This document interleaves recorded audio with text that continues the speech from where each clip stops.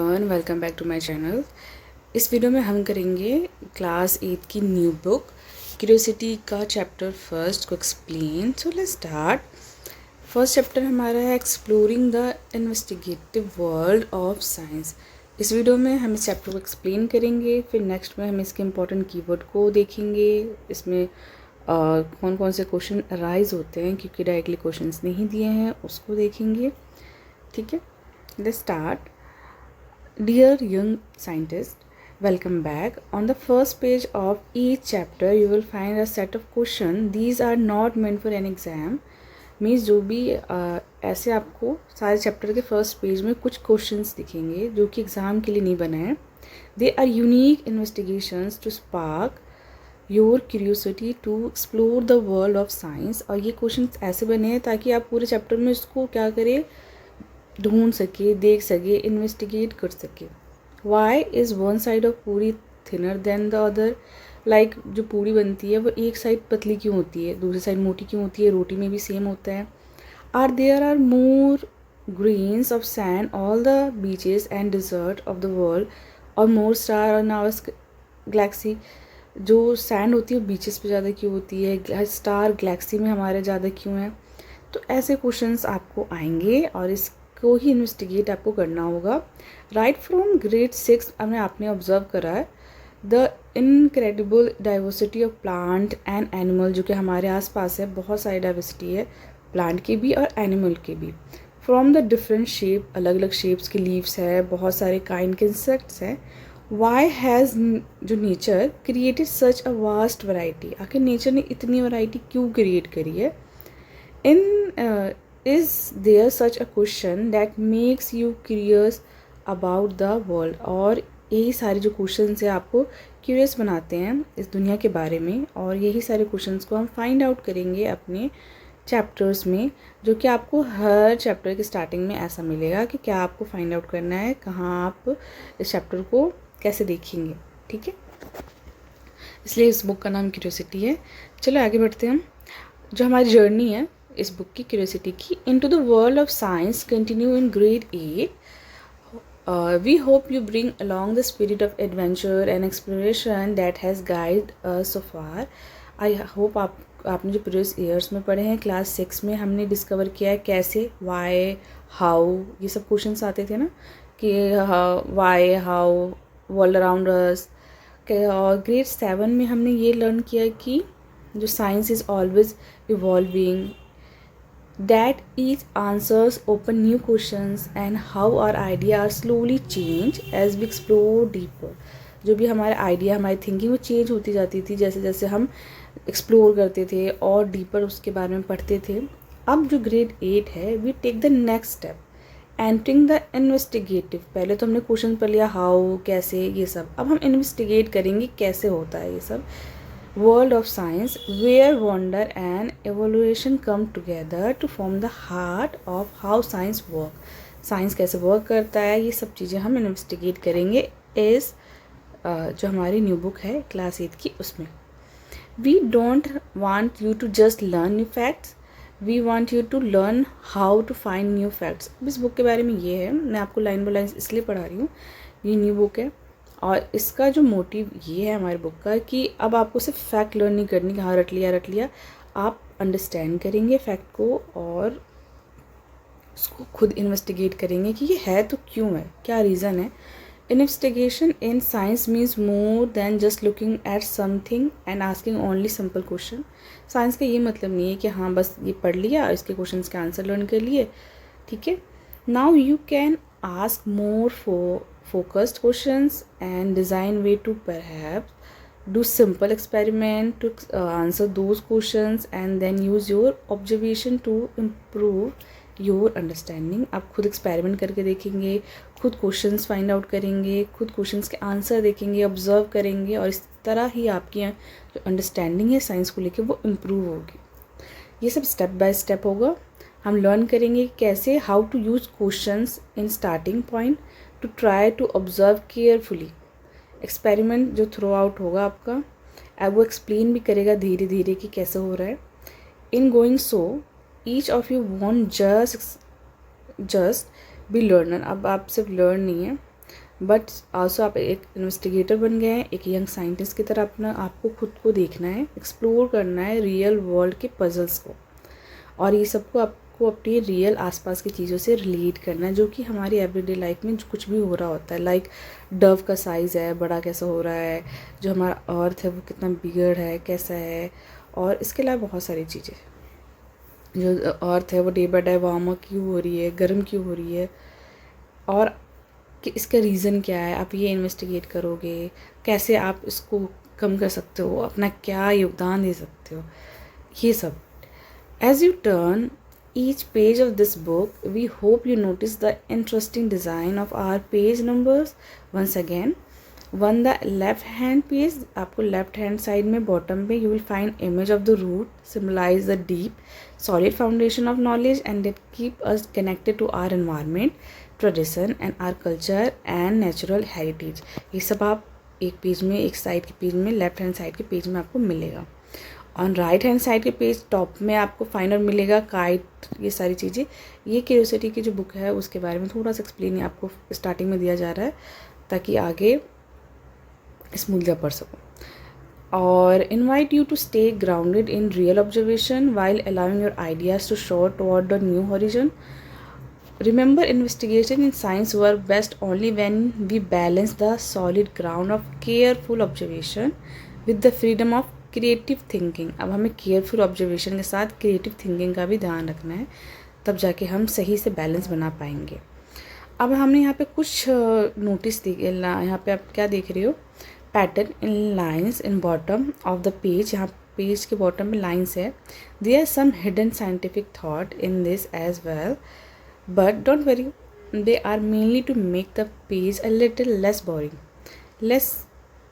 Let us now take a brief look at the various stop on our journey this year and see where our curiosity is supported by strong roots and lifted by soaring ideas might take us.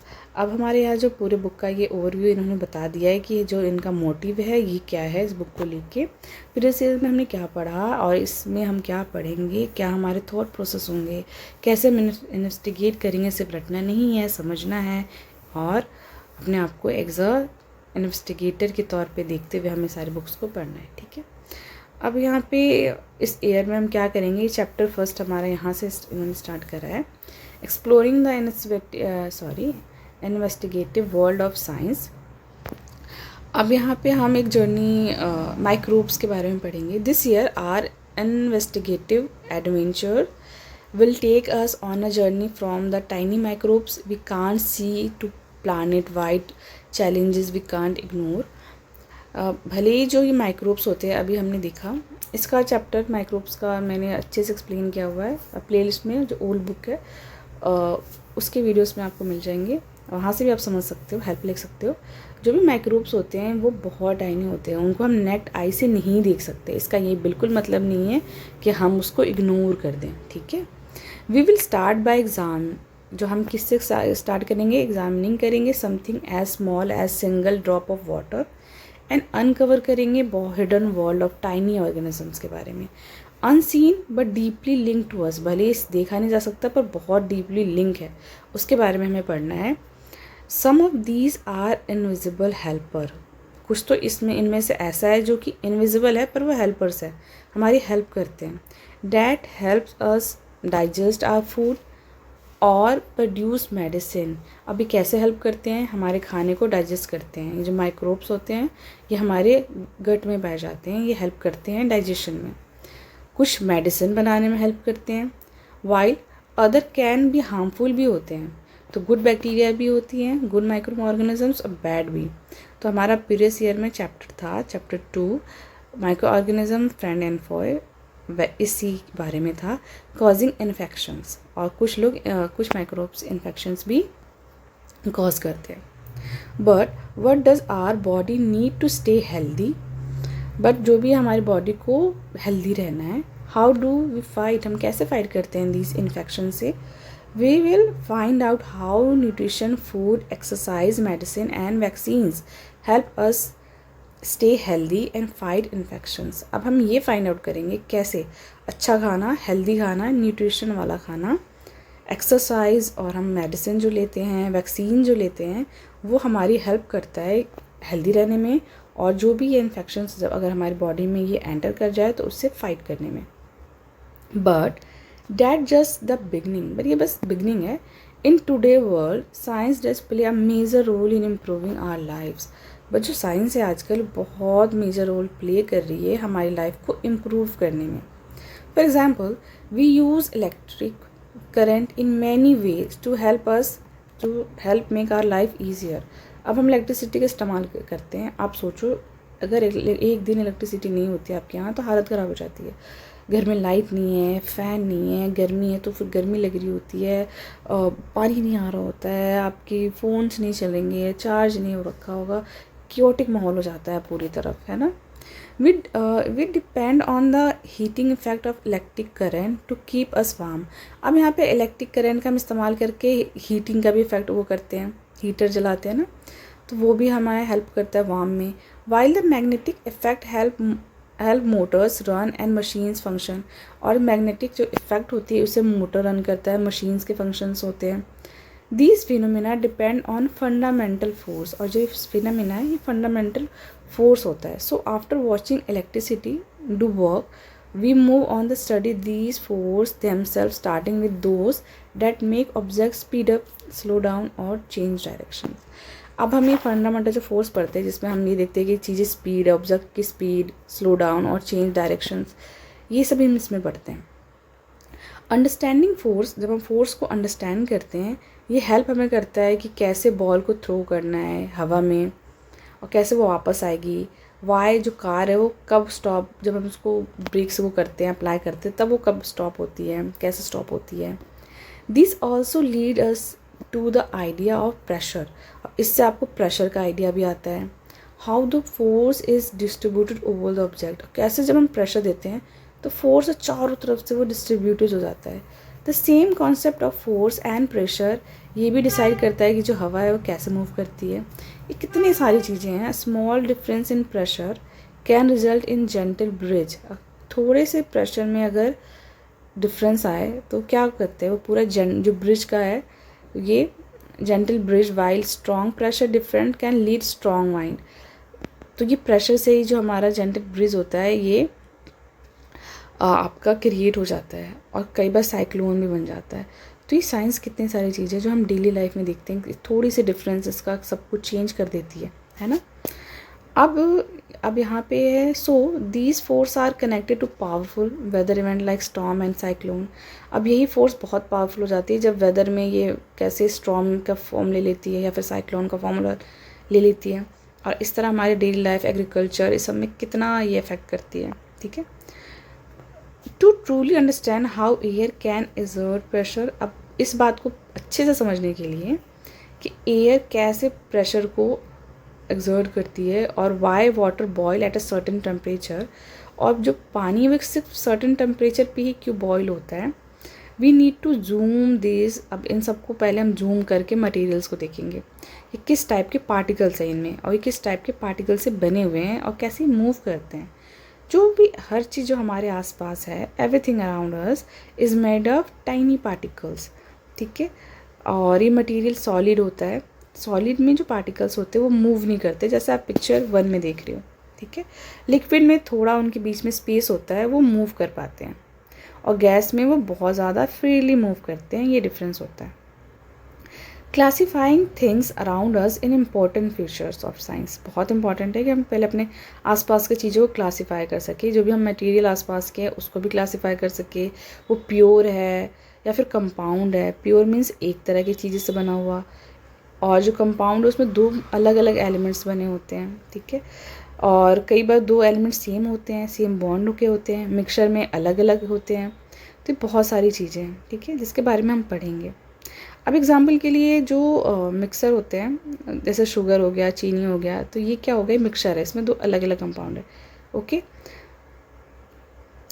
From the world of particles and mixtures, from the world of particles and mixture we then move into the world of light. अब particle और mixture से हम world of light पे भी move करेंगे कि हाँ जो लाइट है वो कैसे रिफ्लेक्ट करती है। देखो यहाँ पे लाइट, अगर आपने लाइट शीशे में आप डालते हो तो देखते हो वो रिफ्लेक्ट कर जाती है।